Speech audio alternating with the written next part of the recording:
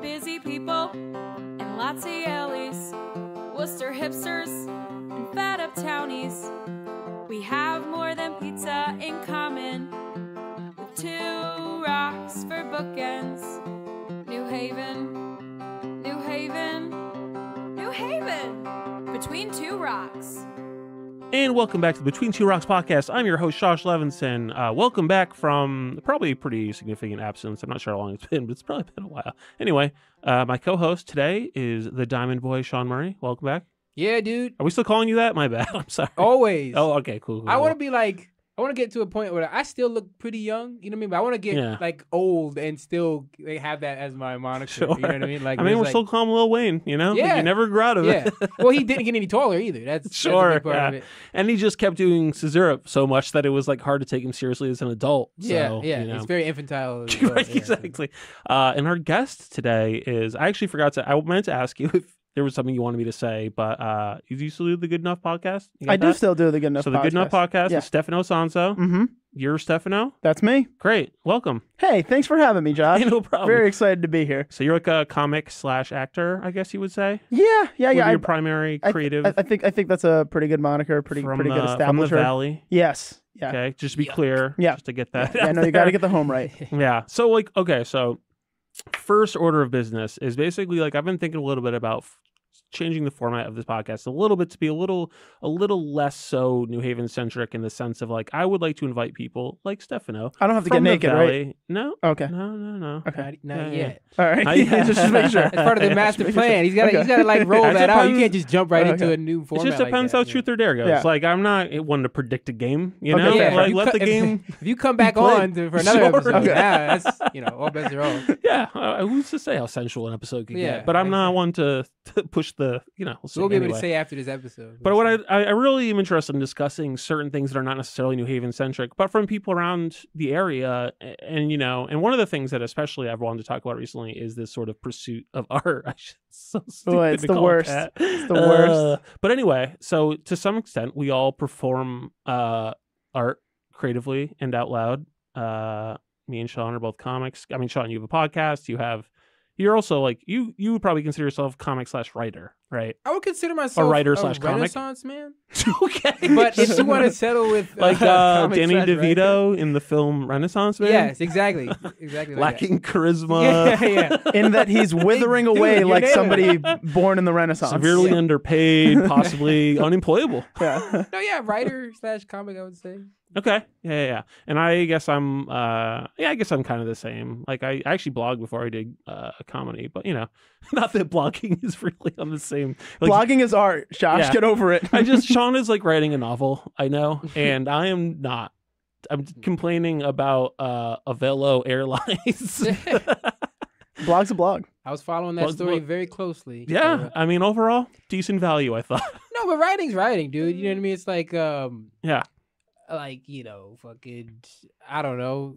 I'm trying to think of a writer who doesn't write novels so I could get this point across. But like, I don't know. Looking too good for Josh. Somebody who writes for like Rolling Stone isn't less of a writer than fucking Stephen King. Almost Famous was a great movie. Well, everyone's less of a writer than Stephen King, but that's because of how much he writes. Prolific. But in terms of what they do. Not everyone has that kind of access to cocaine. Right. Yeah. Man, that stuff. He must have had great great 80s. Yeah.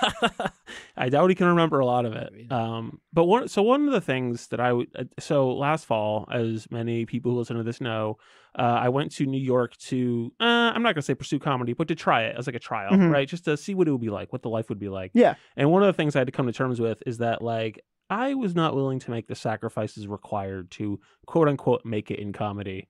Whatever that means, right? And we all know here that that's a loaded fucking word. Yes, it is. Like the people at home probably have one idea, but the three of us know that it's actually a much more complicated idea. You know what I mean? And so, I remember being halfway through that experiment and being like, oh, this is actually fun and I love it and I'm having a great time. And by day 30, I was like, I fucking miss space. I miss quiet. I miss having like my friends nearby and just being able to do stuff I want and like not feeling like so surrounded all the time by humanity. Yeah. Like I love New York, and one of my favorite things in the whole world is seeing people do weird shit, and New York is like the best for that. Yeah. but I wasn't like, I didn't love it like the people there love it. You know what I mean? And so I think I really struggled with almost like a post-trip depression where I was like, well, now I'm not going to pursue this. What's the fucking point? You know what I mean? Like, why? Yeah, what I am I even? understand that. What am I doing? Right? Like, that's a fair reaction. And I'm fucking 40, right? Like, I'm not on the right side of like, just for laughs, new faces. Probably not going to show up on any lists. Right. But, you know, and then I found like maybe a few months ago, I went to a couple of mics and I was like, God, you know, this is pretty fun. Like, I just kind of like fucking around. It's kind of fun for its own sake. Yeah. And I feel like I've like started to make a little peace with it, but it's been really interesting because it is so like, there's such a like hustle culture out there, and there's such a like, and like we obsess over success, and we're always like I feel like we spend so much time talking about like the Bill Burrs of the world, and like he's like, well, if I did it, it's like, yeah, there's one fucking Bill Burr though. Yeah, there's like a fucking 10,000 people who are working just as hard. Right.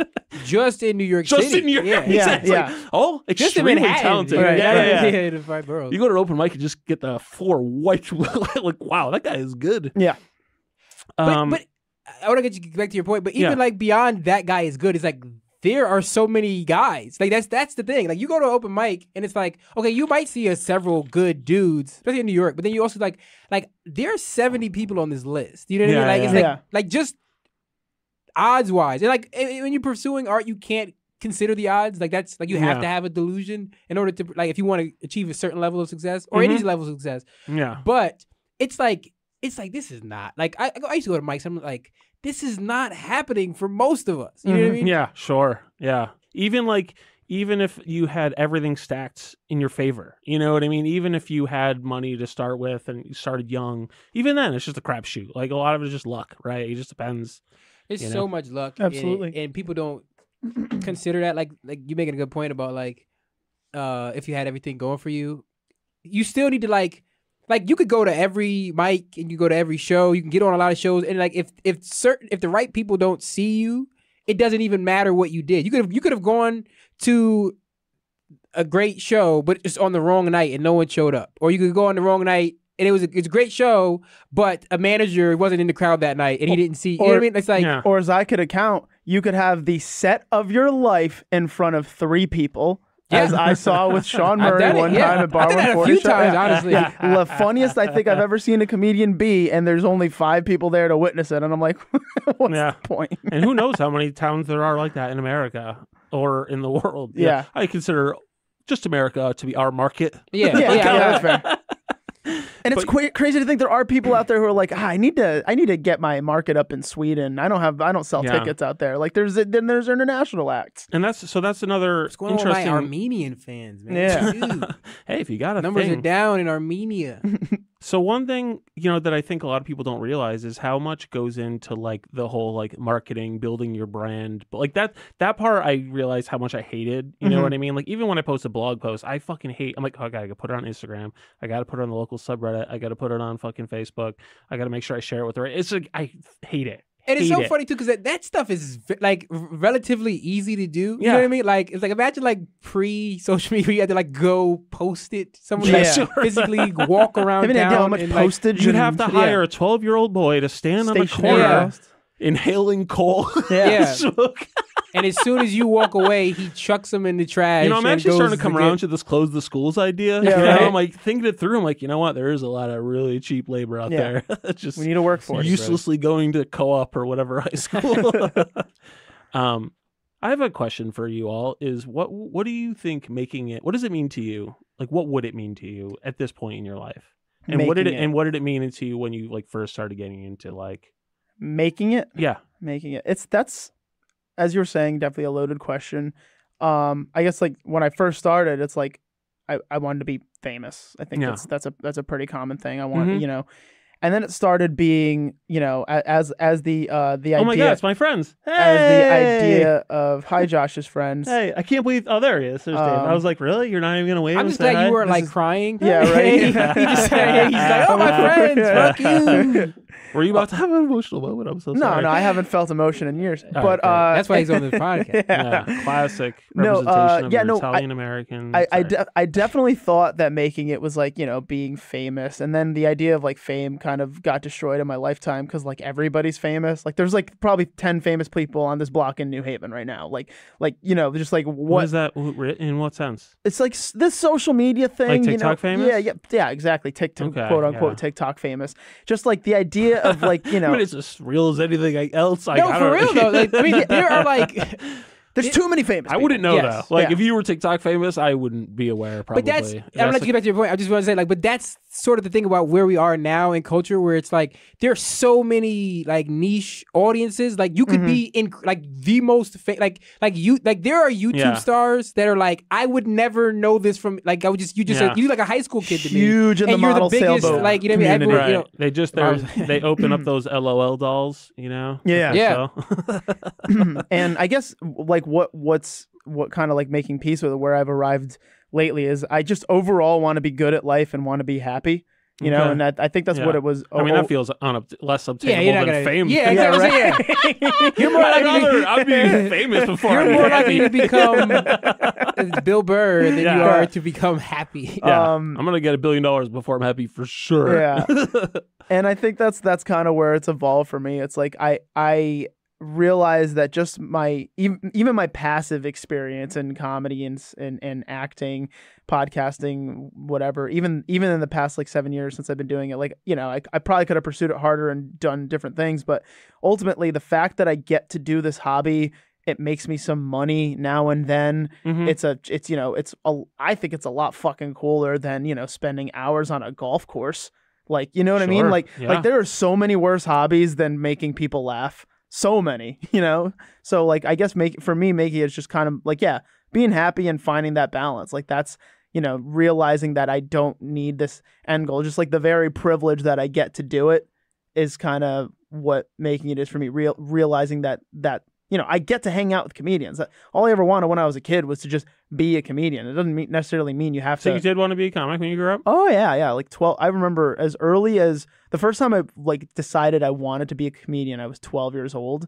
And like I could even go back as I remember having like an existential crisis in second grade, like going into the bathroom in second grade, like looking myself in the mirror because I was afraid I wasn't making my class laugh as much as I was making them laugh when I was in first grade. Very, very vivid core memory for me. Yeah, that is amazing. Yeah, that's amazing. I was extremely self-conscious of it at a young age. That you're not a very successful comedian. Yeah, I know. That's the type of story that would be like. That's like, dude, but there's probably a million stories. Yeah, there's like like that, so many, and I think just like I've gotten a good grasp, good like hold of my ego over the past couple of years, where I'm just like, yeah, man, it's not that big a deal. Like maybe you blow up, you know, and like you should definitely pursue it, but like, you know, make sure you're having fun and like, you know, being present and in the moment with it, and not like losing sight of just. Damn, that scooter was fast as hell. Yeah, I was saying that dude was zooming.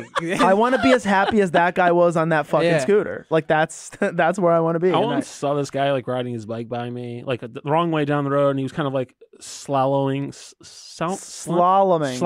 Thank you. Whew, that's a toughie. Good save. Thank you. And I used to play Tony Hawk. He looked so happy, like happier than I've ever been in my life. And I'm like, this guy could be out there murdering people, but his inner peace is so much greater than mine. Yeah. When that dude went by on the scooter just now, I was really hoping like 2 workers would start carrying a plate glass window across the street. I was hoping 3 more scooters of like clearly bad looking guys would follow him. Like, oh shit, high speed scooter chase.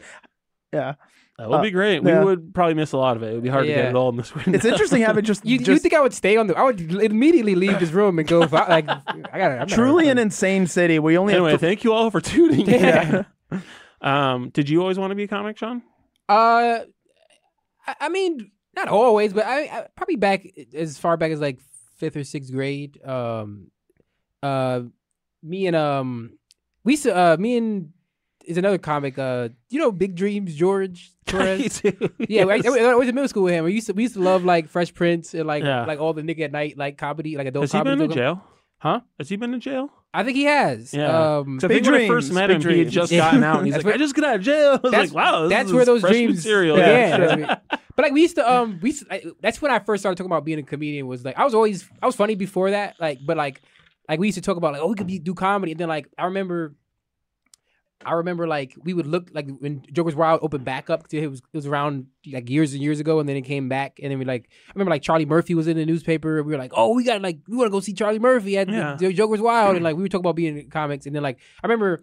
I used to have the PSP, the PlayStation Portable, and I got all the I loved Chris Rock. I still love Chris Rock, but like I was like he's my favorite comic, and I got all his I was the only person who had like Chris Rock specials on his PSP, trading cards, and mint condition rookie. Like I had games, but I used to just watch Chris Rock specials on PSP, which is a weird time. Like they would put that on. Yeah, did you not have access to a full screen? Very few young teenagers. No, just like because it was my screen. You know what I mean? I had a TV. It was like it was cool to have it on I could take it anywhere I went. But I wanted to be special. Only kid watching Chris Rock on the bus. That's for sure. Yeah, I wanted to do stand up for years. But as far as like the success part of it, like my, I mean, at this point, would you rather have a successful novel than a successful stand-up career? If you had to pick, I wouldn't choose. I would have both. I would leverage one into the other. That's my dream, honestly. Is once you've got the door open, it's easier. It's difficult to do that because you see like a lot of times where like a singer will try to write a novel or like whatever. It's like it doesn't. So I would say, Stefano, I would say you actor / comic, right? For sure. Because you're not writing a novel, as far as I'm not aware. writing a novel, and I love acting. You know, if I have a theoretical, I would like to write novels in a theoretical sense, but nothing about my behavior lends itself to a novel getting written. So me neither, but it's been very tough. But you write though. I do write. You write short stories, and it's a much bigger undertaking than I. First of all, the book's longer than I thought it was going to be, but also like it's a bigger undertaking than I understood prior in terms of like just the amount of work. I was like, this is going to be so long. Yeah. But anyway, to the point of like what I'd rather like someone I would model my career after if I could is most people would not know who this is or understand. Yeah. Yes. Elvis is Joe Mandy. He's a stand-up but like Joe Mandy writes. Know who he is. Yeah, exactly. I'm saying like most people wouldn't pick most comics wouldn't say like, oh, I want to be like Joe Mandy, but I think Joe Mandy has a great career where it's like he writes for almost all the Mike Schur comedies. Like he used to write for Parks and Rec. He used to write for The Good Place. Yeah. And all that stuff. And then he does stand up. He has like 3 specials. He does it like on his own terms. I'm sure he like the writing pays his bills, and he gets to do stand up because he wants to and because it's fun. And also, I'm sure that like sometimes he pays his bills as well when he's not writing. But it's like, but he has a perfect career. He's a good level of famous where he's famous online to like people who like LA based comedy or whatever, or like who know comedy. But he's not famous enough where he'd be like he can go to the grocery store. Yeah, exactly. I think it's incredible. And that's a real nice level of fame. I'd probably even be like less. I'd probably become even less famous than that. Like, sure. But you probably couldn't get too much less famous than that. No, for sure. Without being not famous, but like I think that's what success is to me, is just doing everything on my own terms in terms of like doing stand up just because I want to, and and it pays well. I want to write as my career, right? So that would be like success on those terms would be like, I pay my bills writing. Yeah. And then stand up is like, I could just do it just because I want to and not like, cause like the thing about this like has disillusioned me to like wanting to be like, not even want to be famous or a big time comic but like the grind of comedy is like I don't want to do 3 shows in Boise on a you know what I mean? Like the working comics life has never really been like anything. Rodney Norman told me once, he was like, it was like you would like bomb in Utah and then you'd have to drive 14 hours to Montana just thinking about that bomb. It's like, that sounds like a pretty dark life. Yeah. And it's like we glamorize it, right? Like to an extent because you don't think about those drives. You're thinking about like, okay, I'm gonna go to LA, I'll do some shows in New York, I'll go to Boston, I'll go to Philly, sometime in Phoenix. Thinking about that quintas in fucking Montana where there's like, damn, I'm pretty sure there's bed bugs here. Yeah, and you're assuming because here's the thing about people don't realize about stand up is that there are and this is not just this goes to all forms of like professional entertainment, show business. There's so many levels, right? So, like you so assume many. it's like, okay, it's like Right, you're either an open mic comic or a Netflix special. like a feature who's like sort of known and like and then like you know a Bill Burr. a headlining like famous person. Yeah. Like there's so many like there are so many comics who are millionaires you've never heard of. They just do corporate gigs. There are comics who are like thousandaires who work the road every single day of their life and they're miserable. There are comics who do that and they're happy. There's so many levels, right? Yeah. So it's like, but we only, when you think about like, I'm gonna do the road, like, you know who's always on the road and he loves it? Like, he loves comedy more than he should is Mark Normand, right? Yeah. Like, Mark Yeah. Normand has way more money than you would expect. Like, he has millions of dollars. Like, he bought his $3 million Greenwich Village apartment because he's got he made that much Which money. is very surprising that he's that much money coming in from, I guess, the podcast and touring. Well, yeah, I mean, he's toured with Schumer. You know what I mean? Like, he was like, yeah, I know, and then like, so he could not only was he getting money from that, but he could leverage that like cosign into like, okay, he could headline at any club like immediately after that. Now he can like, and he was headlining before, but like now he's like, okay, I'm good everywhere. But he's just as frantic as someone on our level. Like he just says yes to every gig, and he's always always seems like he's about to go broke. I don't love it that much. No. Like, I love doing stand-up comedy. It's like it's the greatest, like one of the greatest thrills. Like I have so much fun doing it, and I think I'm pretty good at it. But I don't want to do that many shows. Like it's like I don't because like it's not always. And so that does actually lead me to like how do you find a balance? How much time do you give to your craft, to your novel, to your stand up? Like how do you find the balance in terms of like, because you know that the odds are long, you know what I mean? Like you know that like your chances of even getting to that Joe Mandy level are so low. Like for every Joe Mandy there's another fucking 20,000 of us, right? Yep. So like how do you find the balance? Or do you not, and you just give whatever you have, and then whatever happens? Like, is that how you find peace? Like, I don't know. Especially because Connecticut does not. I've never saw Connecticut as having a very comedy club friendly scene. What? As far as like we have comedy clubs, but we don't have any. Rogan loves us so much. But we have comedy clubs here, but they don't give a shit about CT comedians. They don't cultivate the scene. No, thank you. That's the right. There's like, as far as the comedy clubs go, there is no scene. So right. They just book whoever they know. Yeah, exactly. So to answer your question, how I've always found that balance, I've just always created my own shows. You guys know me in the scene. I've always produced from as soon as I've been doing comedy. I've put shows on, and I establish how much money I make, and I establish the comedians I work with. It's not like I'm But even that, like, there's a level of effort, right? Of like, course, there's a level of effort. Like for instance, like Bo McDowell and Cody, they had like that comedy club. They were trying to do comedy with like every weekend, right? Friday, Saturday shows. It's like a lot. Yeah, no, you know what I mean? And like, I think they were like, holy shit. And like, so you don't do that, right? No, like, and I don't definitely do that. I would probably maybe a month a show. I'll have like a show a month. I'll try. I have one room that I book like once a quarter, and I'm always looking for a room that now, do you have any shows coming up that you would like to promote on this podcast? Yeah. In fact, September 1st in Shelton, Connecticut, us three are all going to be along with a friend of the show, Dan Calwhite. Nice. Will be performing at Black Barrel Records in Shelton, Connecticut. It's a speakeasy, awesome room. Basically, it's a recording studio that started putting on rock shows, hip hop shows, and they reached out. So it'll be like young people. Oh yeah, it'll be young people. They have a built-in audience, so it's a really, really cool venue. I do highly encourage people to come out. I'm trying to build this room into something interesting, and like 8 p.m. try to make it kind of like a staple in the scene. And yeah, that's what I've always done. Is I've kind of been like, you know what, comedy club booker is going to be interested in booking me. I don't want to shoot my own chances, but like I also don't want to rely on other people for stage time. So I've always just like, listen, if you want stage time, all you got to do is become a waiter at the Stress Factory. Yep. Yeah.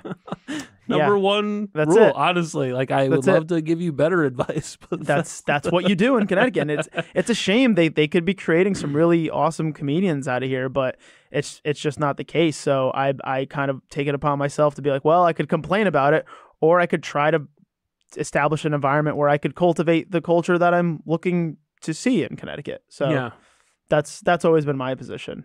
Yeah. Yeah, that's interesting because it's like I've thought recently about like Between Two Rocks and feeling like restricted by the format of like, oh, I don't. What the fuck else am I going to say about New Haven, right? Like, how many fucking times can I talk about New Haven pizza? Like, that's that's what gets clicks. Like, I hate to say it, but that's what people care about. Right. Like, as far as like, outsiders go, right? Right. And there's some level of like loyal reader or whatever, and they'll read whatever. But then it was just like, you know what? It's nice. Like, I did build something over a few years. There are some people who read, and I'm like, you know what? It's fine. It'll just evolve over time. Also, like, it takes place. It takes place in New Haven. It's things are being. This is all new. Everything we're saying is New Haven related because we're all in the greater New Haven area. I live in New Haven County. So it's is Shelton New Haven County? No, I don't live in Shelton anymore. Now I'm in Ansonia. Okay, but maybe I'm giving out too much. I don't want your millions of fans to stop me. Well, it's too late. You stalkers, and they're gonna be buying you bagels. It's gonna be great. Outside, they're gonna follow you. Yeah, right. Ben Ortiz was complaining about a stalker recently, a new comic, and I was like, "Yo, didn't that dude buy you shrimp?" And he's like, "Yeah, he did." I was like, "It's pretty good then." Like, wait, Ben Ortiz was being stalked? Yeah, that's correct. He was the stalkee. That's the last thing I would expect. Oh, I know. Yeah, there's this new comic. If I saw Ben Ortiz and stalking in the newspaper, I would assume the headline, and I'm getting it wrong. Man, what are you getting up to again, Ben? No, he's just like this open mic comic. Has seen Ben do his thing a few times. Just really loves it, and I think bought him some shrimp, and it freaked Ben out a little bit. I mean, that would freak me out. I would take anybody's shrimp. I don't care. It's fine. I love shrimp. So what is? So all right. What do you think is going to happen though? Like, Shawn, I want to pose this to you. So you're writing this book, right? Mm-hmm. What do you think is where do you think this is going to go realistically? I'm gonna put a bullet in my head way before I complete the book. Okay. If you killed yourself as much as you threatened to. I mean, I couldn't kill myself as much as I threatened to because I'd already be dead unless I was like immortal. Shawn has killed himself. I want to say 57 times since I've known him. Yeah, probably. And probably the only person I know who's more suicidal driven than myself. Yeah. No, I mean, what would I like to come of the book, or what I think is going to come of the book? Well, give me what's like a balance. Like, what do you think could come of the book? Like, you must have some shred of ambition for this project, right? Otherwise, why do it? I mean, I'd love for it. In my head, it's like it's going to be a fucking Pulitzer Prize winning book. But there's probably some like percentage of outcomes in your brain, right? Yeah, I mean, in terms of like what you think, Honestly, my biggest dream is to not have to self-publish, like to find a way to like to get somebody like get a chapter to a publishing company or whatever, let them see what I'm capable of, and like so that way, I don't know, like self-publish, like just I hate this because like I'm trying to exist in a world where like we don't rely on like the structures that exist in order to like, sure, you're an anti-capitalist, right? So to rely on a corporation to publish your book is almost a betrayal of your personal beliefs. It's not even so much that in terms of like yeah, but he likes money. It's not even that in terms of like but he doesn't think we should need money, right? Part of it, it's not even that. It's like it's more like someday we're really gonna get into this. I like today. I like the idea of like being able to be as successful, like doing it on my own, right? And not thinking like I can't be successful unless like Random House publishes it. You know what I mean? Like rather than like saying like, okay, like there are people who have because I do know people who have self-published books, and you are almost like, it's like you ever meet somebody and then like they went to the same school as you and you're like, damn, I guess my school wasn't that good. Yeah. No, yeah, it's like when you hear self-published or whatever, it immediately diminishes it in your head. Right, like, which is bullshit. Like it's not, I'm sure there's that's the thing I'm amazing like, shit. You know me to be a socialist, but even like beyond that part of it, it's that part of it. It was like the stigma of self-publishing is so strong. But anyway, I would love to get it, like if I could get it published by like, I mean, even like bestseller, anybody, you know, Peabody Award or whatever. I mean, not Peabody Award. Pulitzer. Not Pulitzer. There's another one. Is it a sci-fi? National Book Hugo Critic Award, Circle maybe? Award. Yeah, Nobel. Nice. But like, Nobel. wow, yeah, Nobel Prize Damn, it just flew right by those literary awards. It was like Nobel, not the literary, peace, peace prize. They do Nobel Medal Prize of for Honor. literature. They do a Nobel Prize for literature, but that again, it's like you don't get your debut novel unless you're like fucking Harper Lee. Are you willing to get stabbed by like Salman Rushdie? Yes, you fucking insane. Would you trade that for your book getting published? I'd lose my eye for fame. Yes. Yeah. I don't need the eyes. Hey, you guys have weird values. Well, I shouldn't say you guys. Not even for fame. It would just be for a published book. If I was sitting across, guaranteed a good outcome. If I was in a meeting with Simon and Schuster and like one of the execs was like, "I will stab you in the eye and then I will publish you," I was like, "Dude, all right, come on, man, just fucking." Do I need to bring the knife to you? Yeah. Do you have a knife already on your person? So that would be amazing for me. Like, there's actually a dude on. Do you know Jules Bakes? No, I don't know if that's. I think it is her real name. She's like a New Haven person who I think got a publishing deal of some kind. So after this, remind me. Let's try to write it down. Oh, I have a pencil. We're going to write it down, and I'm going to try to put you in. She won't tell me what the project is or come on the podcast because it's highly secretive. Right. But that makes it sound like something she's really a really happened. funny writer, so I wouldn't, yeah. Who knows? Cool. We'll put you in, But like, there's a dude I follow on Twitter, Shea Serrano. He worked for The Ringer, and he's like, he wrote these books. I follow him on Twitter. Great account. Yeah, not as great as it used to be, but yeah. I mean, that's what everybody. You know what I mean? That's how everything is. Yeah, that's true. But he rules. Like he used to write online. He was a teacher, and he used to write online, and then he got jobbed at different publishers. I mean, different publications or whatever. Mm-hmm. And then he sold this. He used to do the rap coloring book, which is just like drawings of rappers with like little like quips and stuff and like lyrics from them. And then he turned that into like hip hop and other things. A book. Was that first? Anyway, he got those published. He got 3 books published, and then now he does his own little publishing thing. Like he writes short stories on his website, and he sells like little PDFs of like essays he writes about The Office or whatever, and he's got like a nice little thing going for himself. I think that's another person I would model my career after in terms of like if I could achieve his level of success. Like he's not a household name, but he's like he published those books, and I have no idea what he looks like because his Twitter profile picture is like some like it's from American Me. My favorite singer described this as middle class famous, right? And I feel like that's a. This was Elvis, your favorite singer? No, I assume every white person's equally as white though. Chris Carrabba of Dashboard Confessional. Oh, of course, of course, Chris Carrabba. Yeah. Old Carrabba's Italian grill. It's good that you told us he was from Dashboard Confessional because I would not. Yeah, I'm gonna say Chris. I was trying to. I thought you were gonna say Chris Cornell. I was like, okay, I know. Yeah. Well, yeah, because he killed himself. So you're like, no, of course I know him. Yeah. Idol. Got dark. Okay, so it's fine. We swim in it every day. Of course, your favorite singer is an Italian man. Everyone in college I knew loves Is he the same them. Carrabba from Carrabba's Italian Grill? I have not corroborated with him. Oh, if you'd have nailed that, I was trying so hard. I would have gave you credit. I never give you credit, but you almost. Goddamn. But middle class famous, you were saying? Yeah. No. So I feel like that's what you're searching for. That whole like you don't need like the crazy like psychotic schedule and like all the knowing attention that comes with it. Just like success of substance, Yeah, and like he's like in terms of like even for that he's wildly successful. He's been on all his books were on the bestseller list. Like that's awesome. Like he works for The Ringer. He's like that's pretty good.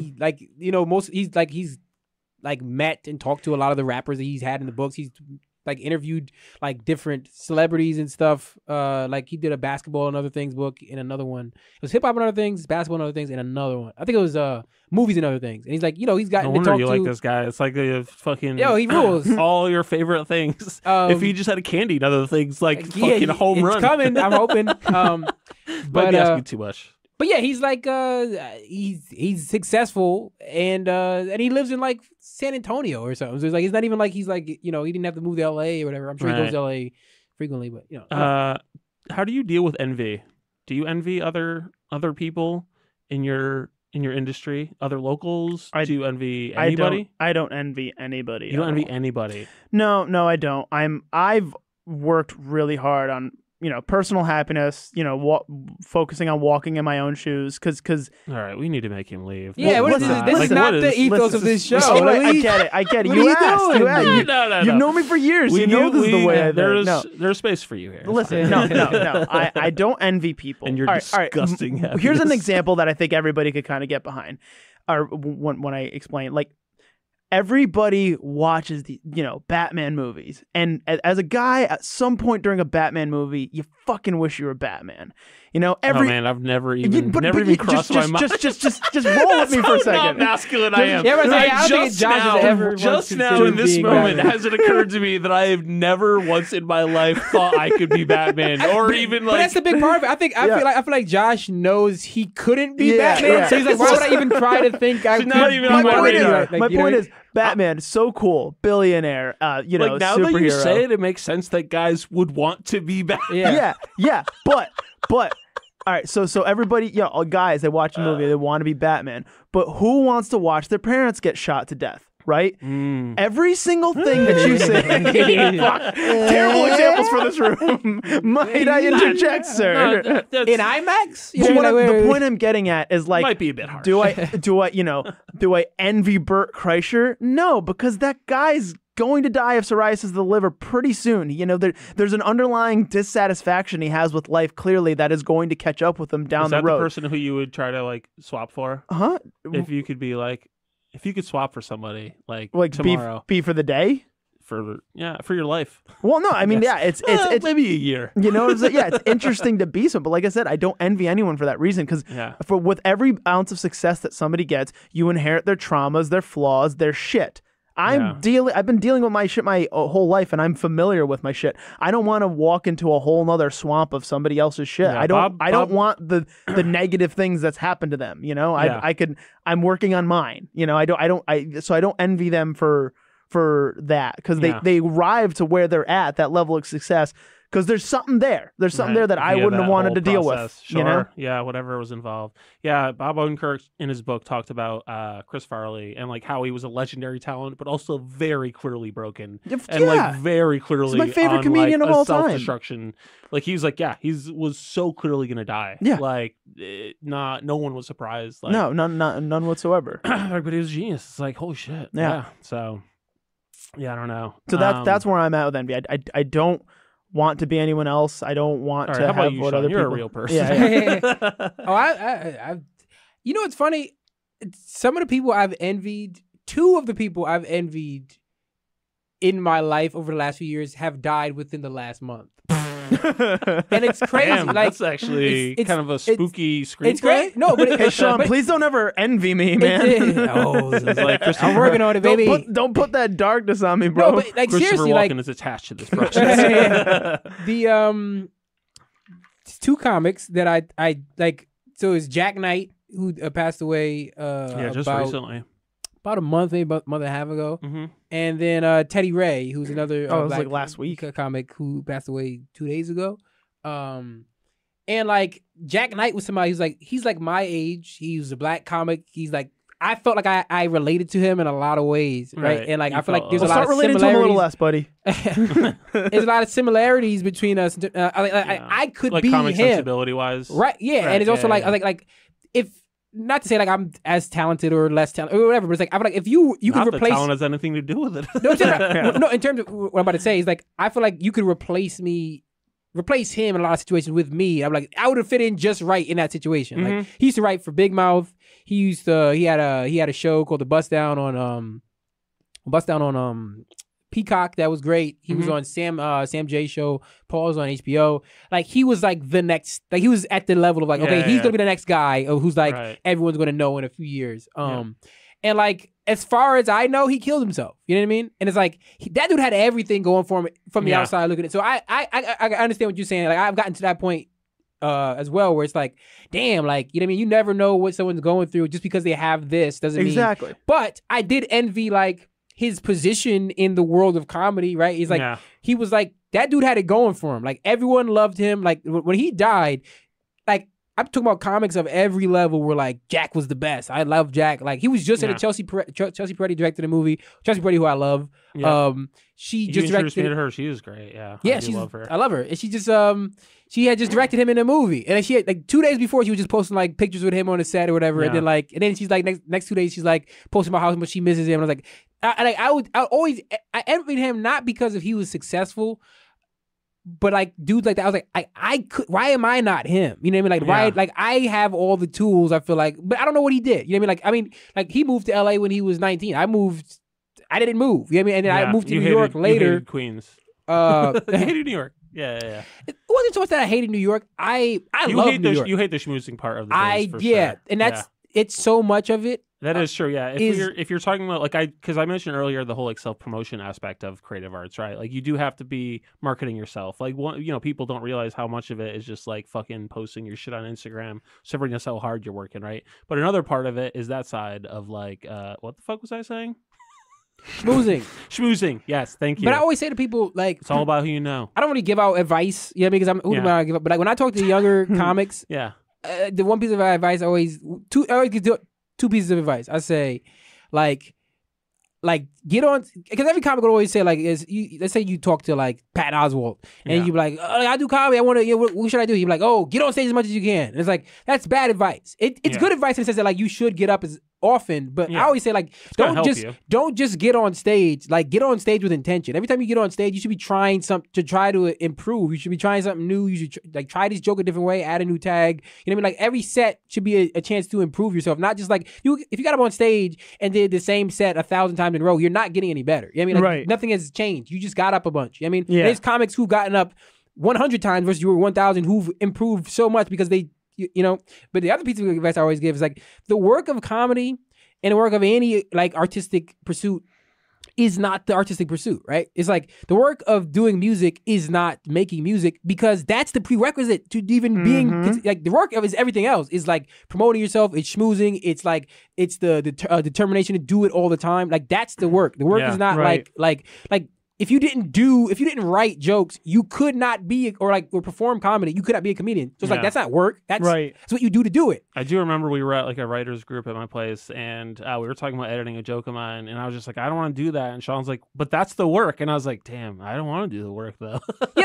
So I don't. Here we are. That's exactly it. Like I've talked to cops all the time. It's like writing a joke is the bare minimum. Making it a good joke is the work. I mean, like tweaking it, and that's very hard because there's two ways like it could go. It's like, okay, you try to joke, it's pretty good. It gets a laugh. You get a laugh. You're like, okay, well, it's done. You know what I mean? Like, I like the laugh that I'm getting, and whatever. Or you try to joke and it's not good, and you're like, well, you try it maybe 2 or 3 more times. You're like, well, this is not a good joke. I'm gonna throw it out. And it's like if you were to like stick with it. I have jokes that I stopped doing because they were bad and made them good, or there were jokes that were good, and I was like, you know what, like.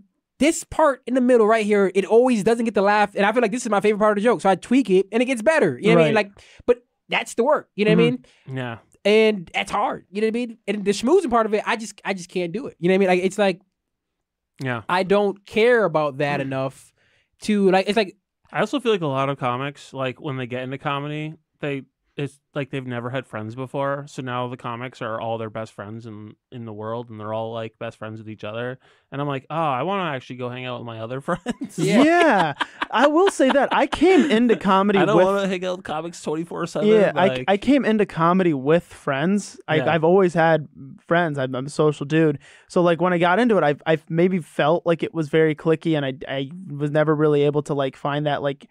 That kind of like kinship with comedians because I'm like I don't need these friends. Well, we both came in and like the street team was already in full effect. Oh yeah, there was no way to get it. Yeah, that's fair. We just had to just be friends with Darren Seacrest. There's that's like nothing else you can and do. He's a good guy. Hey, tell it to BJ. BJ got in. But hey, we never had. Yeah, I would say BJ's like. I mean, the street team was just a dumb like. No, I know. But like, no. I also do not envy BJ.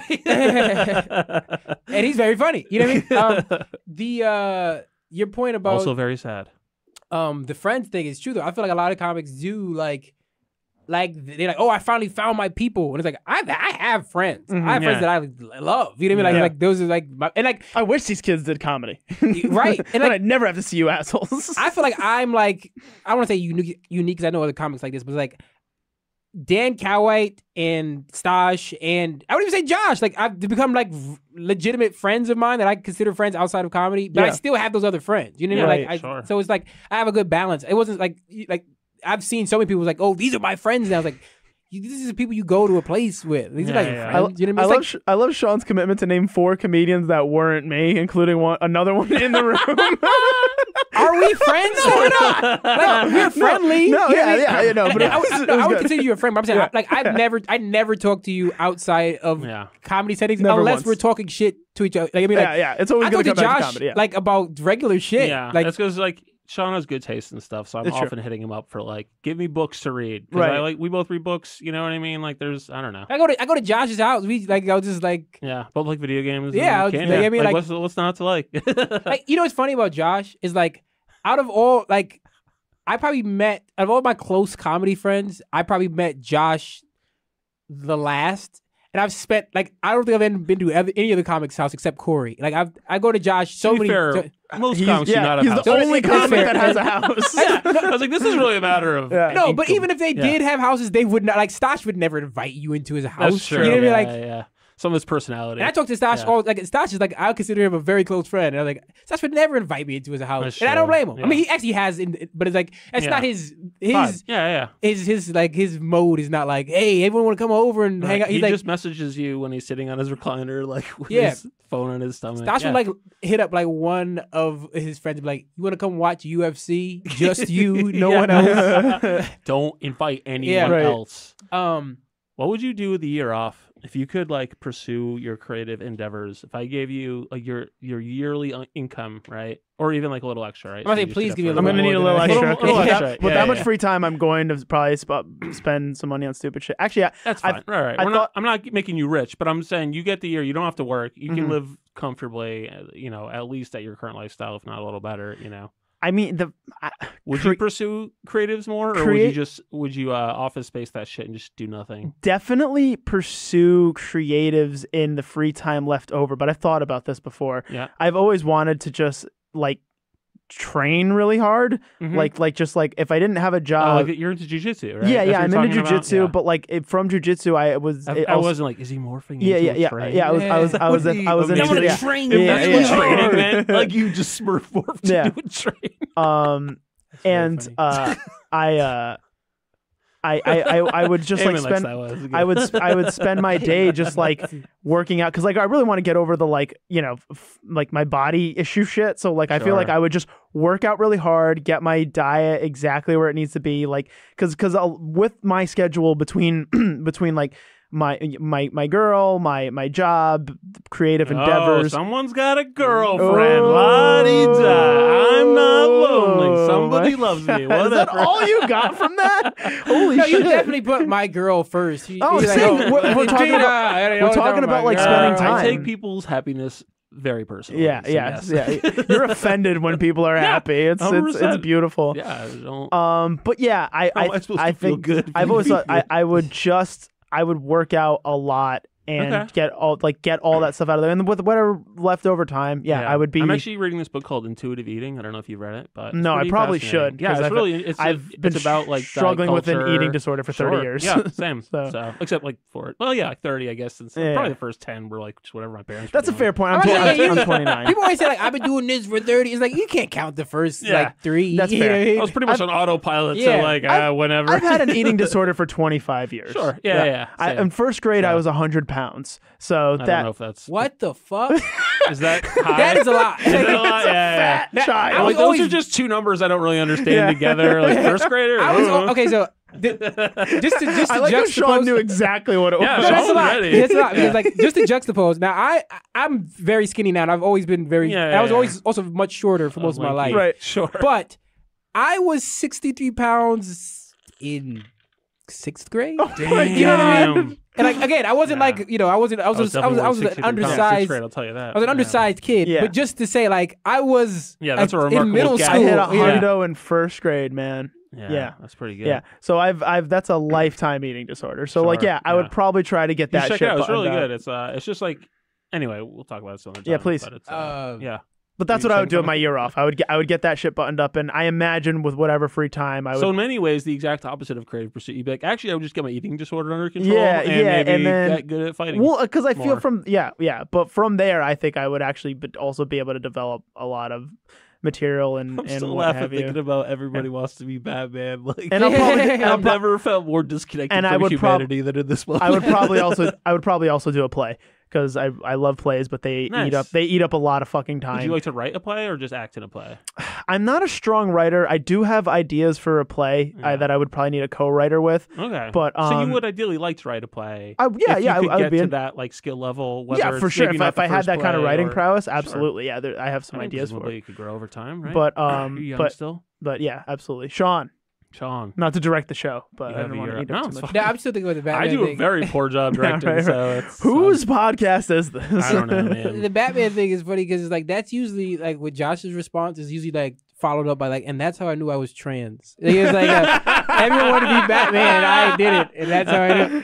That is why I understand trans people, I think, because it's like I've never felt like a particularly manly man, right. but I'm not really trying to switch to anything else either. Like, right. I don't even understand what masculinity actually really means. I want to get into that at a different time. Sure, but yeah. As far as like a year off, it would definitely be like I would probably spend the first 2 months like struggling to weed myself off of like my social media and like fun habits like I would like not playing video games and not good on social media because that's oftentimes oftentimes even when I'm trying to do my creative pursuit I sort of fall back into those things. But like I mean we all need time. But like off too, ideally, right? what I would want to do is like I've always dreamt of having like there's so many books and movies I haven't seen that I want to read, and I always dreamt of having just having a year off to just to do that. Right? Okay, yeah. But like, so I would feel like I would spend half the time like reading and watching stuff for leisure, and the other time like pursuing like because like it takes a lot of like thought and effort to write. And I was like, if I could just have all day to do that every day, it would be just like it would be great because like let's say.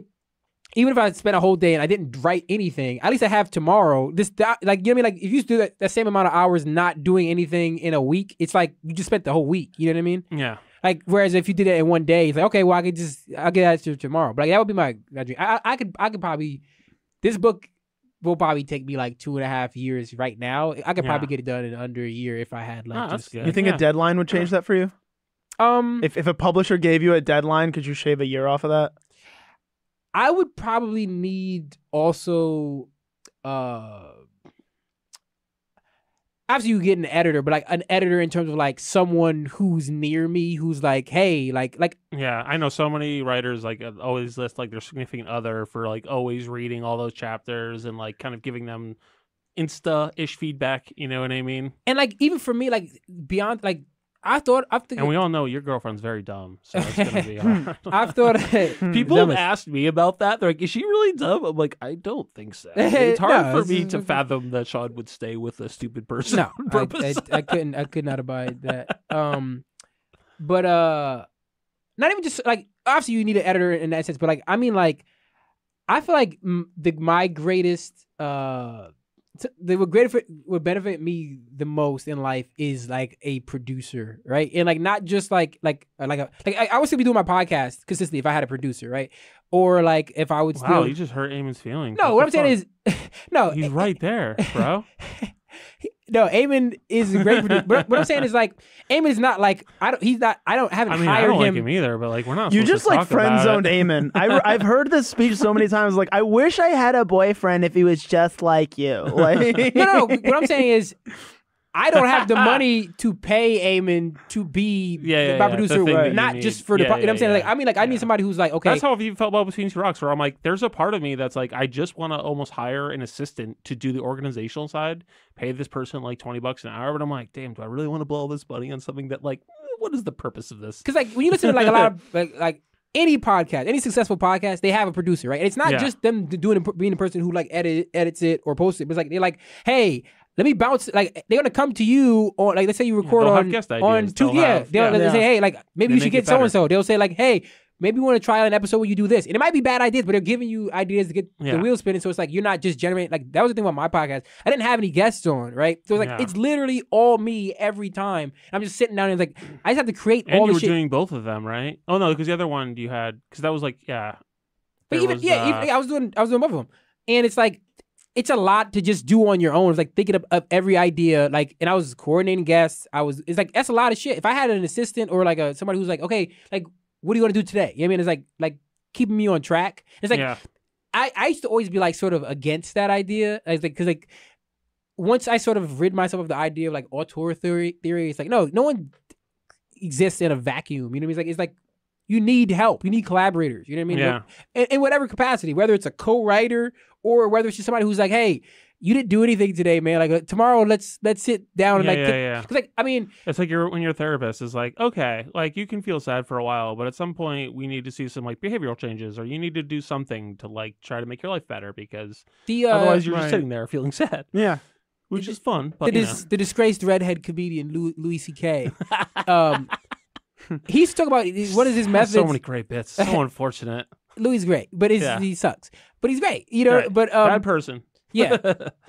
We should weigh in. Stefano probably has different opinions than us. Quick aside. I hate when people suddenly pretend like someone sucked all along because they don't like him now. It's like, Louis was great. He was great. And it's like he's not unassailable. Are still. There's some shit that he said that was sucked too, but it's like everyone's anyway. The point was he talks about like one of the things he used to do when he would write is like he would just go kick ideas to somebody out loud. He's like sometimes he would be stuck on a story like when writing Louis or writing whatever show or whatever script or whatever, and he would like there's a comic Nelson George who's like.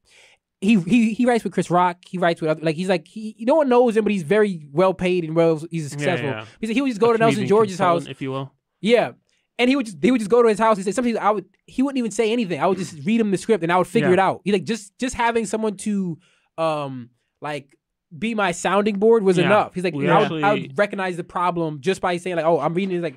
I can't figure out this character. He reads the whole and he's like, oh shit, I got it. It's kind of like how it's kind of like how writing out a bit will make you feel, even though you're not like performing, just writing out the bit will kind of iron out some of the ideas you had that, Yeah, it's like what they say. It's like what they say, when you're writing, especially when you're writing dialogue, you should always read it out loud before you like finalize the draft. Cause like you'll recognize that like, this doesn't sound natural. This isn't how people, or this doesn't sound like if you, now that you're hearing, it's like, oh, this doesn't sound like good writing at all. Whether it's dialogue or anything, it's just like it doesn't sound right. It's like that's the value of that. It's like it's much harder to do that on your own. We actually have a term in programming for this called rubber ducking, which is basically like when you're stuck on a problem and you try to explain it to another engineer.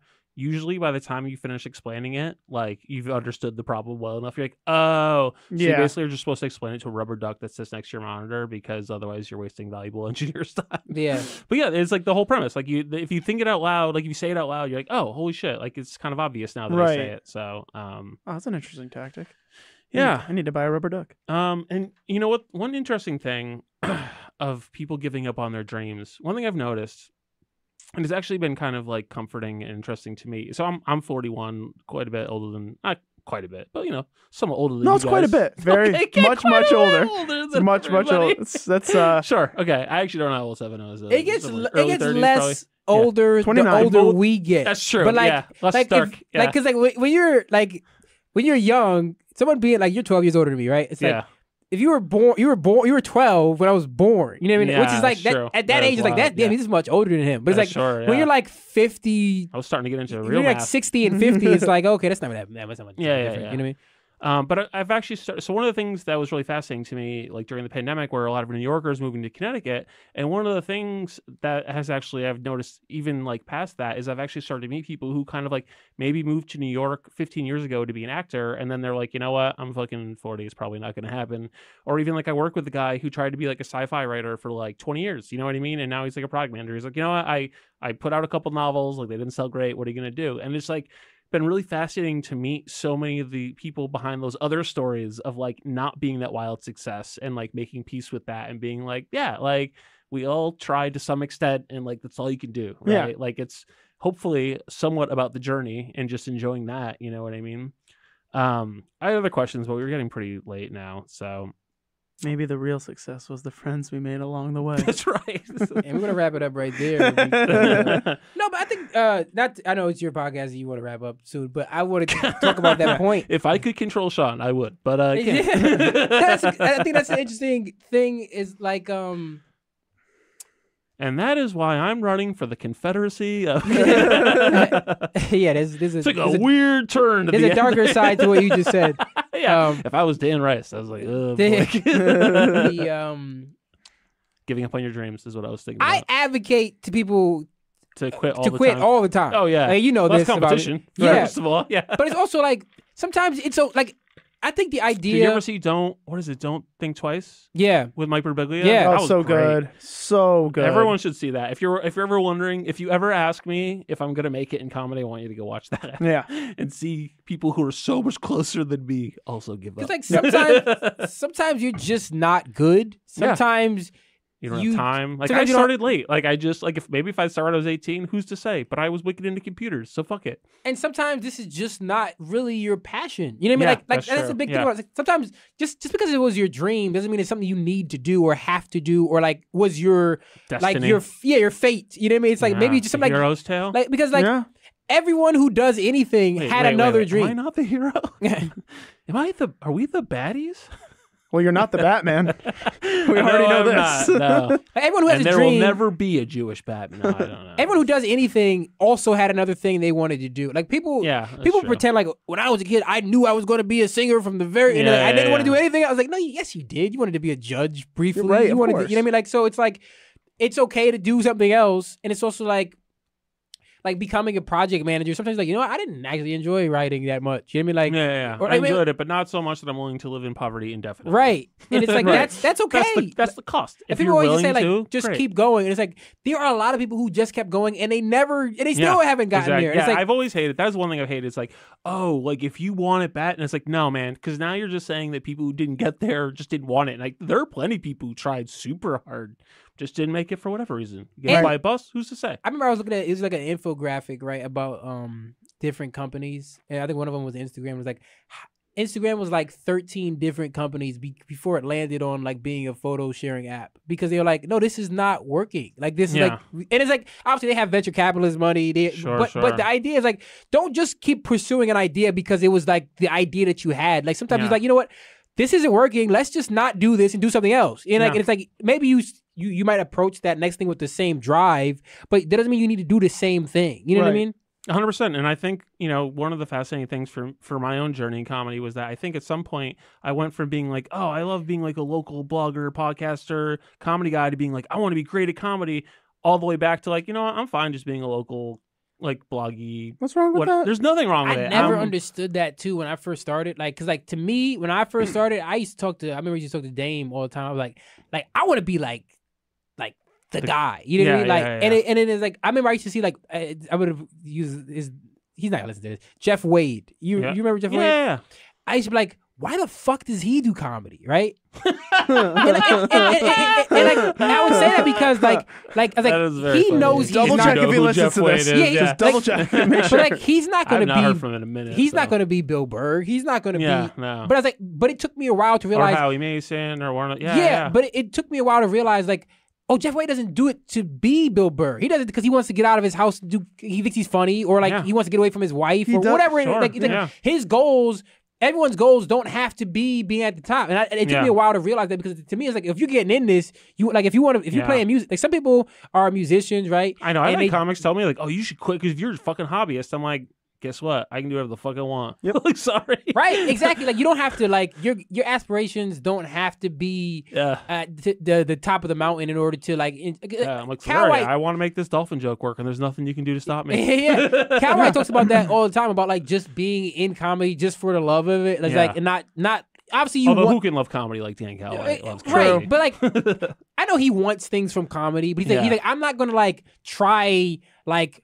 I'm not gonna like grind to get these. He's like, if it comes, that's his whole philosophy. Like, if it comes, it comes, and I understand. I like that. I appreciate that, because it's like he's as funny as anybody. And like people say that about their friends all the time. Sure. And like I think about his Folgers joke all the time. I think he's as funny as anyone who is on the planet. I'll put him up against anybody on the planet. It's like he's just like, in terms of like, not even just like the best joke writing. I mean like if you put this guy in a room, he can make anyone of any age laugh. Like, this guy he's that funny. He's like, it's just who he is. Like he is a silly guy. I think I'm funny, but it's like, I know I'm funny in certain situations. I'm a better writer than I am like I'm a good performer at times, but it's like I don't like Cal You White, don't have that level of communicating with the crowd of like pulling them into yeah, us. like Cal White will get on stage and just say anything. Like Anything at all. I will riff a little bit, but it'll be based off of like Yeah. something that someone said, and then I'll get back to my jokes. You know what I mean? And I've done full sets where I just riffed, but it's like I don't feel as comfortable doing that. Cal White, if he doesn't do his jokes, he doesn't care. You know what I mean? I don't think he gets enough credit for being maybe the most clever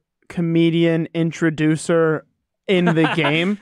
It's just pure chaos. He's never once just been like, and your next comic is very funny and a personal friend. Yeah, every single time. Once battled a shark. Yeah, he always comes up with a fun backstory and like silly. He wants to get. He's gonna squeeze every laugh out of every moment. We had a show in the winter, and someone was talking about mittens, and he was riffing on mittens, and he goes, "Speaking of mittens, your next comic is a human mitten, Stefano Sanzo." I'm like, this is incredible. I love that. And he's fearless, right? In the sense of like he will say literally anything, not at all. Not even like. All right. We got to wrap up this Dan Love Fest. Yeah, I'm sorry. That's true. No, I'm making a point. I'm sure you are. Yeah. It's that like he's in If it you know this, you could be a little long-winded. just for the love of being funny, and that's it. And like that's his whole thing. 100%. You know what I mean? And like I think that's okay. You know what I mean? If you take anything from this podcast, Dan Cal White is an incredible comedian. Yeah. You guys have anything you want to plug before we dip out of here? Just my Instagram, Stefabro93. Also, me and my friends just did a short film with New Haven 48-hour film project. Oh, nice. So go ahead and follow Mad Factory Films. One of the letters, I believe, I believe the V, the A is a V in Mad Factory. Just look up Mad Factory Films. Yeah. Or look at. Or I've also tagged them on my Instagram multiple times. 93 said? Yeah. I still think we should do Fuck, Marry, Kill. I'm just saying. Do you want? All right, fine. We'll do Fuck, Marry, Kill. What do you think, Amy? I mean, you're the one who's stuck here forever, right? It's like, all right, we'll do Fuck, Marry, Kill. I'm sorry, Amy. I just feel like it's fun. It is fun. All right, we're gonna do. I was thinking famous comics like Fuck, Marry, Kill. Who's our ride or die? Who's our like? Fuck that. I think we may have done this once before, but it's always fun to shit on people who are way better than us. God, you guys are gonna hate all my answers. But what do I probably. care? What do I care? Don't. Yeah, you shouldn't. We heard you were secure in yourself and don't have to no, worry about that's what true. you think. It's true. I mean, if we're talking security alone and just like people they have access to, I mean, you got to marry Rogan. Oh, okay. Well, I was more thinking who I love rather than like the economic advantage of marrying. Does your girlfriend know that this is how you go into relationships? Yeah. Strategic. Yeah, she should. She should. What do I stand to gain? I'll tell her to only listen to half of this episode. Does she come from money? Is she from fucking? No, I wouldn't say comes from money. I wouldn't say. She comes for That's money. How you know. Hey. That's how you know the money's in the air. No, if she didn't come from money, you would say no. You know, right? Exactly. She doesn't come from money, but I mean, anyone who grows up in suburbia, it's like just like me. Like I wouldn't say I come from money, but like I had people had a harder upbringing I than would write me. it down. I wouldn't say I come from money. I would say it was pretty upper middle class. So, what are you gonna do? Yeah, Mary Rogan, probably. I mean, you don't have to do them all at once. We usually just swap. We sorry. flip around. No, I mean, I don't really care how we do it, but Yeah, because I don't have any others in mind. Yeah, well, that's good then. Well, my Mary would be. I mean, it's been proven that you would not want to marry this guy because he will divorce you and then have a baby with Olivia Munn shortly after. Nice. But John fucking Mulaney, baby. Yeah, of course. That's my guy. Like, of living people who like of living. Yeah, if they're living, I would. Yeah, because I would almost go Mitch Hedberg, but because I'm that person. You know, I'm a Patrice guy. Like, all right, yeah, but right. Of living people, Mulaney, I just love Mulaney like so much. Like, but yeah. Sorry to Anna Marie Tendler out there if you're listening. It was pretty funny how he was such a like safe bet, right? Like, women loved him, and then like you dropped that. It's you dropped amazing. That wife. It's Like, amazing. turn on you. I love it though. Yeah, like it's like he's like, you don't know me. Anne Marie as well doesn't know him as well as she thought. Apparently, damn, I don't know who my Mary is. I mean, it's tempting to say Bargatze because currently he's certainly my favorite working comic. You know, yeah, I'll say. I mean, he's so funny. You know. Like every time I think about horses just lie down. That horse was doing amazing. It just makes me laugh every time. So I guess Nate, you know, even though I heard he is a low-key alcoholic is what I heard on the circuit. That's the vicious rumor I'm spreading on my podcast. Got to air his dirty garbage out on Hold on a second. Rocks. You telling me a touring comedian is an alcoholic? I don't believe you. Do not believe you. I'm flabbergasted by this suggestion. I'm gonna fuck Dimitri Martin. Oh, interesting. Yeah. All right. Yeah. I love that pick. Yeah, that's a great pick. I loved, dude. He was my dirty little secret when I was a kid. I had all the specials on my iPod Important Nano. Things with Dimitri Martin is one of my favorite shows of all time. Oh my God, that show was so good. It's so smart. It's so devastatingly under the radar, but goddamn was that show was incredible. I had those shows. I had that show on DVD. Plus, he's a Yale boy, you know. He's got sorta. You know, earworms, those things that just last in your head forever. Yeah. He's got so many of those for me. Yeah, I for sure him. That's a good fuck. Yeah. Something I've said after sex many times. I usually say that's as good as it's gonna get. I salute. I like leave a couple of mints on the I like pillow. treating it like it was like a little like a sporting event. I was like, awesome. That great set. Yeah. High five. Yeah, I love high fiving after shaking sex. hands. I love high fiving after sex. It's just the funniest I would thing. I think I would fuck. Oh, never mind. He's dead. I was gonna say Bill Hicks because he was like so formative to my comedy understanding, but he is very dead. Yeah.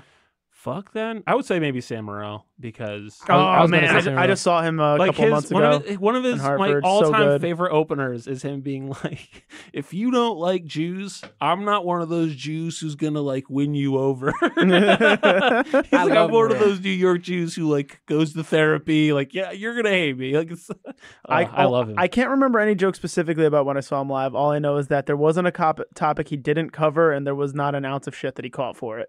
He went in on everything, and it all worked. He nailed it. And I do Iron tight joke writer. I do kind of hate edgelord jokes in general, but somehow Sam was like right on that line of if your writing is perfect, you're not even come off as edgy. Yeah, I don't know. No, yeah, I was probably gonna say Morril for fuck, but or Michelle Wolf, man. Oof, she's. Her HBO special is one of my all-time faves. She's funny as fuck. I would let her sit on my face for sure. Sorry. Well, we're talking about fucking. In a comedic sense, you let her sit on your face. Yeah. I would let her metaphorically sit on my comedy Dimitri Martin face. could shove his guitar at my ass. Maybe just a Sharpie. Yeah. I would maybe start with a Sharpie. Yeah. See where it goes. Yeah. Think small. You know who I would probably this is New York comic. You guys. I'd probably kill Rogan. I figured, Yeah, I would be done with the whole bro culture. Right. That's all. Like I've literally never listened to an episode of Joe Rogan, and yet his cultural influence is so pervasive that I'm incapable of escaping it. So before Josh would get to Rogan, I would definitely just kill Josh. That's my pick. Fair, yeah. There'd be you and a whole army of much tougher people than me stopping me. Yes. You know how hard it is to stop 1,000 wannabe Batmans? That's right. Damn, who would I get? You know what? After Jeff Dunham was my true number one hate because like pick. racist puppetry, like come on, Yeah. that's just like so shitty and lowbrow. But it's almost not even worth mocking. You know what I mean? Or anybody who released a comedy special called Triggered. That's still Rogan. It's so funny. Still How many No, of those like there were Adam- though? Who's that dude? I don't know. What is his name? Rogan literally had a comedy special called Triggered. The guy from The No, he Man did, Show. Adam Carolla. Yeah. He's one of them now. Fucking Jim Brewer now is one of my them. Like, it's God. just like so sad to see some of these middle-aged dudes go down this path. Like, you don't have to do this I for mean, yourself. Chappelle might as well have had that That's be true, his yeah. special name. You don't have to. Look at I would Patton probably- you know Oswalt. what? He's a nice guy. He's Don't old. say it. Who you gonna? I would kill Chappelle. Oh my God. Oh wow. And it's mainly to like put To clean his legacy. yes, to put us all out of the misery of like having True. to see him like Yeah. Killing and him softly is still a top shit. oh my God, dude.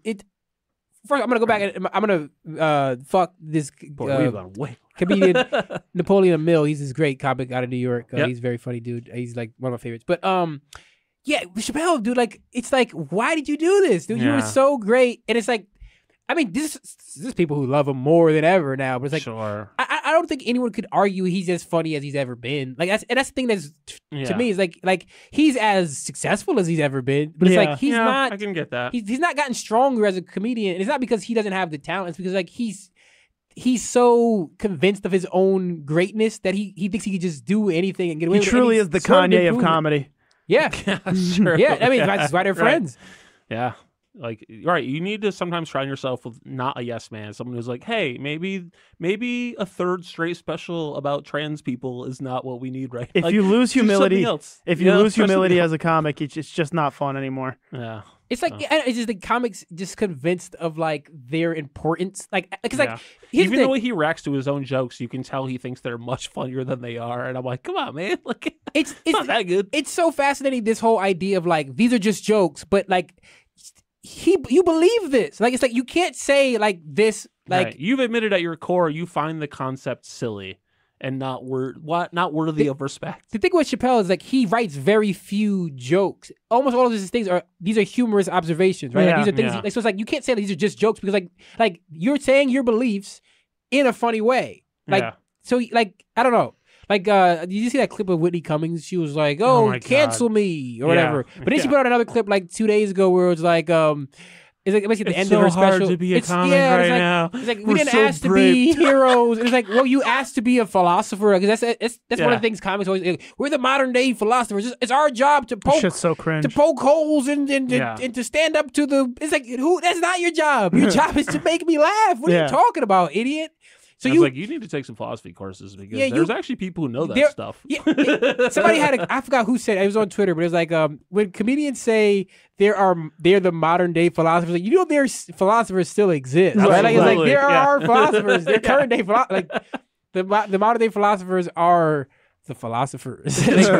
Not the comedians. Cool. All right. Well, that's the show. We've gone way over, but it's been a while, and that's okay. We're just making up for lost time. So, in seriousness, we are going to try to do this a little more often. So, if you were thinking, hey, maybe I would like to sponsor this podcast, hit me up. I'm happy to have you, even if it's just like $50. We'll mention your name and try to get people to go to your bar / brewery / game store / cupcake shop. So, cool. Stefano, Shawn, do you have anything you want to plug? The White Race. All right. Well, love them. Who's number one stays number one. The rich get richer. Are you baiting me? Because I want to. I'm trying. Am I supposed to agree? Because are you supposed to agree? That's the question. Are you supposed to agree? I don't. Actually, Jews are number one. Whites are number two. So anyway, cut it. Just cut it. Cut it before something dumb comes out of my mouth. Cut it. All right. Thank you so much, and we will get you next time. Bye. Bye. Bye. Busy people and lots of yellies, Worcester hipsters and fat up townies. We have more than pizza in common, with 2 rocks for bookends. New Haven, New Haven, New Haven, between 2 rocks. Ba-da-da-da, ba-da-da-da, ba-da-da-da, ba-da-da-da, ba-da-da-da, ba-da-da-da, ba-da-da-da, between 2 rocks.